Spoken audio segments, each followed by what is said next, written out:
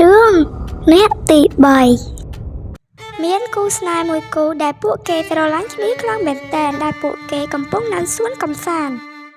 នៅថ្ងៃមួយនាងសាវីដែលជាមិត្តចាស់របស់នាងធីតាក៏បានមកមើលនាងកំពុងញ៉ាំបាយជាមួយសង្សាររបស់នាងហើយនាងច្រណែនខ្លាំងមែនទែននាងឯងជាមួយទៅគ្រប់យ៉ាងដែលនាងឯងមានយកនឹងយកទាំងអស់ដោយសារតែភាពតាក់ទាញរបស់នាងធ្វើឲ្យរាយុទ្ធស្រឡាញ់នាងតែម្ដងខណៈពេលនោះដែរធីតាក៏បានមកទាន់ហើយនាងគឺស្លុតចិត្តខ្លាំងមែនទែន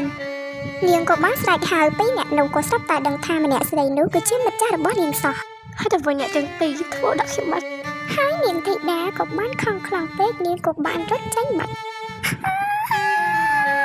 ខ្ញុំនឹងចាក់ចាញ់ពីទីនេះឲ្យបាត់ពីមុខពីមាត់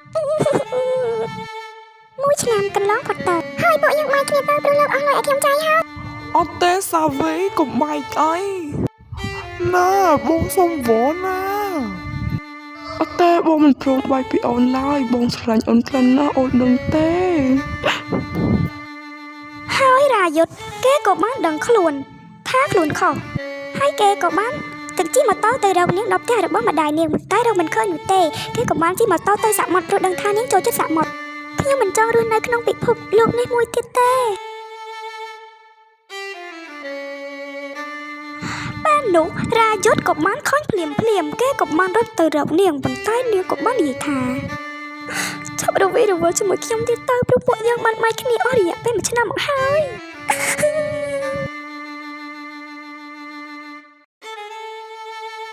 ធីតាបងដឹងថាបងខុសប៉ុន្តែអូនកុំធ្វើបែបនេះអីភ្លាមនោះគេក៏បានហែលយកសាកសពនាងធីតាទៅមន្ទីរពេទ្យព្រោះគេគិតថានាងគ្រាន់តែសន្លប់ប៉ុណ្ណោះរាយុទ្ធក៏បានវាយនាងទៅកន្លែងពេទ្យតែម្ដងអ្នកគ្រូពេទ្យជួយសង្សារខ្ញុំផងព្រោះនាងសន្លប់បាត់ទៅហើយនាងកាត់អីចង់យកទៅបន្ទប់សង្គ្រោះបន្ទាន់ទៅមួយមកក្រោយមកគេក៏បាននឹងថានាងធីតាបានស្លាប់បាត់បង់ជីវិតទៅហើយព្រោះយកមកសង្គ្រោះបន្ទាន់មិនទាន់ពេលទេសូមចូលរួមសោកស្ដាយផងបងអូនខាងនេះបានទទួលមរណភាពហើយតែអ្វីបានជាមានរឿងបែបនេះកើតឡើងចំពោះនាងគឺនាងសម្លាប់ខ្លួនដោយសារតែរូបខ្ញុំមិនល្អខ្ញុំមានអ្នកទី3ច្រើនឆ្នាំកន្លងមកទៅរាយុទ្ធក៏បានខ្លាចទៅជាមនុស្សឈួតដោយសារតែគេដឹងកំហុសគេខ្លាំងពេកទៅលើធីតាគេចង់កែប្រែណាស់តែកែប្រែមិនបាននោះទេរហូតដល់ថ្ងៃមួយគេក៏បានឈួតនៅមុខឡានហើយបន្ទាប់មកឡានក៏បានបុកគេស្លាប់បាត់បង់ជីវិតទៅ